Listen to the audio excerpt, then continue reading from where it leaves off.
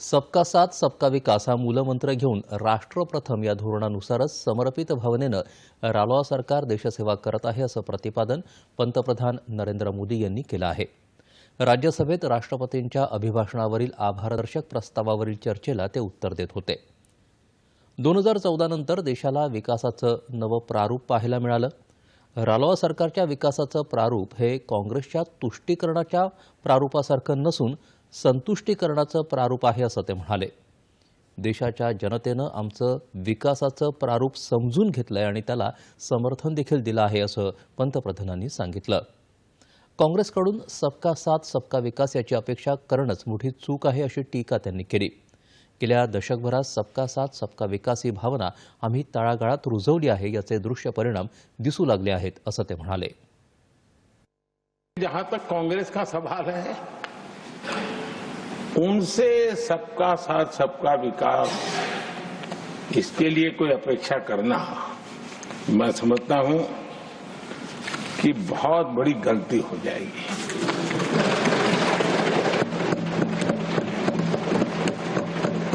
ये उनकी सोच के बाहर है, उनकी समझ के भी बाहर है और उनके रोड मैप में भी ये सूट नहीं करता है,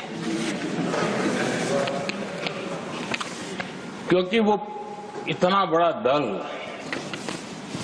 एक परिवार को समर्पित हो गया है, उसके लिए सबका साथ सबका विकास संभव ही नहीं है। बीते दशक में हमने हर स्तर पर सबका साथ सबका विकास की भावना को जमीन पर उतारा है। जातीवादाचं विष पसरवण्याचा मोठा प्रयत्न होत असताना आमच्या सरकारनं अनुसूचित जाती जमाती कायदा मजबूत केला। या प्रवर्गासह ओबीसींसाठी देखील अनेक संधींची दारं खुली केली असं ते म्हणाले।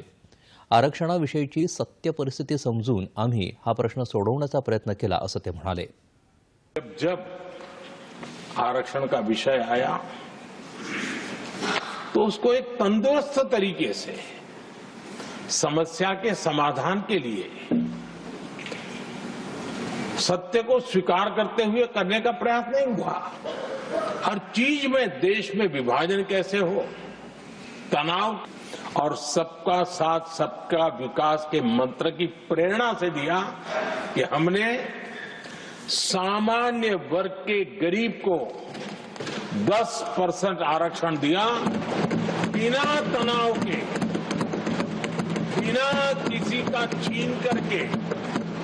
और जब ये निर्णय किया तो एससी समुदाय ने भी उसको स्वागत किया, एसटी समुदाय ने भी स्वागत किया, ओबीसी समुदाय ने भी स्वागत किया। काँग्रेसनं नेहमीच भारतरत्न डॉक्टर बाबासाहेब आंबेडकरांचा अपमान केला, संविधानाची नेहमीच पायमल्ली केली, संविधान निर्मात्यांचा अपमान केला असं सांगत त्यांनी काँग्रेसवर जोरदार प्रहार केला। कभी भी बाबा साहब को भारत रत्न के योग्य नहीं समझा गया। आदरणीय सभापति जी, कभी भी बाबा साहब को भारत रत्न योग्य नहीं समझा गया। इतना ही नहीं, आदरणीय सभापति जी, इस देश के लोगों ने बाबा साहब की भावना का आदर किया, सर्व समाज ने आदर किया और तब आज मजबूरन कांग्रेस को जय भीम बोलना पड़ रहा है, उनका मुंह सूख जाता है। रालोआ सरकार मात्र संविधानातल्या तरतुदींनुसार वाटचाल करत आहे। समान नागरी कायदा हा संविधान निर्मात्यांनीच दाखवलेला दृष्टिकोन आहे, मात्र काँग्रेसनं संविधान निर्मात्यांचे विचार कधीच अंमलात न आणल्यानं त्यांना याचं महत्त्व समजणार नाही अशी टीका त्यांनी केली। सत्तासुखासाठी काँग्रेसनं आणीबाणी लादल्याचं सांगत या काळात कलाकारांना सोसाव्या लागलेल्या त्रासाविषयी त्यांनी भाष्य केलं। गरिबांच्या सक्षमीकरणाचं आणि मध्यमवर्गीयांना सामर्थ्य देण्याचं काम रालोआ सरकारनं केलं, याकडे त्यांनी लक्ष वेधलं। शक्ति देने के लिए, गरीबों के सशक्तिकरण के लिए जितना काम हमारे कार्यकाल में हुआ है, हमारी सरकार के द्वारा हुआ है, इतना पहले कभी नहीं हुआ। गरीबों का सशक्तिकरण और गरीब ही गरीबी को परास्त करे, उस दिशा में हमने योजनाओं को आकार दिया। मेरी सरकार इस नियो मिडिल क्लास और मिडिल क्लास के साथ डट करके खड़ी है और बहुत कमिटमेंट के साथ हम खड़े हैं। काँग्रेसनं देशाच्या प्रगतीत अनेकदा खोडा घातला असं सांगत काँग्रेसच्या काळातलं परमिट राज आमच्या सरकारनं संपवलं आणि नागरिकांचं जीवन सुलभ केलं असं ते म्हणाले।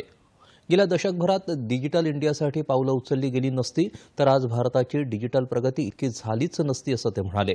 काँग्रेसच्या चुकीच्या धोरणांमुळे पूर्ण हिंदू समाजाला जगानं दोषी ठरवलं, हे पंतप्रधानांनी अधोरेखित केलं। विकसित भारताचं स्वप्न पूर्ण करण्यासाठी कोणतीही कसर राहता कामा नये असं आवाहन पंतप्रधान नरेंद्र मोदी यांनी यावेळी केलं।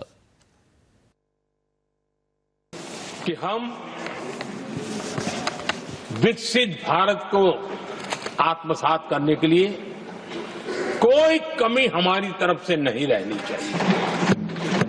हम सबका सामूहिक दायित्व होना चाहिए। ये देश का संकल्प है, ये किसी सरकार का संकल्प नहीं है, किसी व्यक्ति का संकल्प नहीं है, 140 करोड़ देशवासियों का संकल्प है। और सभापति जी मेरे शब्द लिख करके रखिए, जो लोग विकसित भारत के संकल्प से अपना को अछूता रखेंगे, देश उनको अछूता कर देगी।